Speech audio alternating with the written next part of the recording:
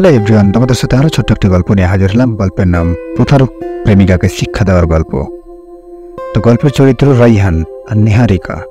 রাইহান ও নিহারিকার সম্পর্ক ছিল প্রায় 2 বছর ধরে। রাইহান নিহারিকাকে ভীষণ ভালোবাসত, তার প্রতিটি ইচ্ছা পূরণ করার চেষ্টা করত, কিন্তু নিহারিকা রাইহানের ভালোবাসাকে কখনোই সত্যিকারের অর্থমূল্য দিতে পারেনি। সে সবসময় অন্য ছেলের সাথে মিশত, গোপনে একজন ধনী ব্যবসায়ীর সাথে সম্পর্ক গড়ে তুলেছিল। একদিন রাইহান হঠাৎ করে জানতে পারে নিহারিকার প্রতারণার কথা। সে নিহারিকার ফোনে সেই ব্যবসায়ীর সাথে কথোপকথন দেখে ফেলে। নিহারিকা ব্যবসায়ীটির সাথে বিদেশে যাওয়ার পরিকল্পনা করছিল। এই ধাক্কায় রাইহান প্রথমে ভীষণ কষ্ট পেলেও সে দ্রুত বুঝতে পারে প্রতারণা মেনে নেওয়া তার জন্য নয়। রাইহান প্রতিশোধের কথা ভাবতে শুরু করে, তবে ভাঙচুর বা রাগ নয়, বরং বৃদ্ধি দিয়ে। সে নিহারিকাকে শিক্ষা দেওয়ার জন্য একটি পরিকল্পনা করে। রাইহান নিহারিকার সাথে স্বাভাবিক আচরণ করতে থাকে, যেন কিছুই জানে না।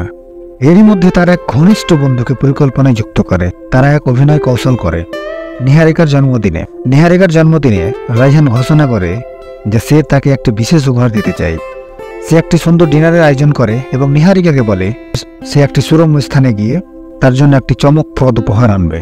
নিহারিকা ভেবে নেয় যে এবারও সে বড় কিছু পেতে চলেছে, কিন্তু রাইহান ফিরে আসে একটি খালি বক্স নিয়ে এবং নিহারিকার সামনে রেখে দেয়। এই বক্সের ভেতর ঠিক তোমার মতো কিছু আছে, ফাঁকা। নিহারিকা হতভম্ব হয়ে যায়। রাইহান তার প্রতারণার কথা পরিষ্কার করে জানায় এবং বলে, তুমি আমার ভালোবাসা, সময় এবং বিশ্বাসকে ফাঁকা বক্সের মতোই ব্যবহার করেছ। আজ থেকে আমাদের সম্পর্ক ঠিক তেমনই ফাঁকা হয়ে গেল। এরপর রাইহান নিহারিকাকে বিদায় জানায়। রাইহানের এই আচরণে নিহারিকা বোঝে তার ভুল ছিল।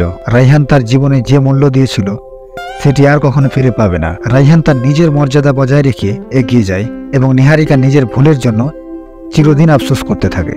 তো প্রত্যেক গল্পের মতো এই গল্পের শেষে আমার একটা প্রশ্ন, যে রাইহান যেটা করেছে সেটা ঠিক, নাকি তার থেকে বড় কিছু প্রতিশোধ হিসেবে আরও কিছু করা উচিত ছিল? উত্তরটা অবশ্যই কমেন্ট বক্সে জানাবেন। ধন্যবাদ।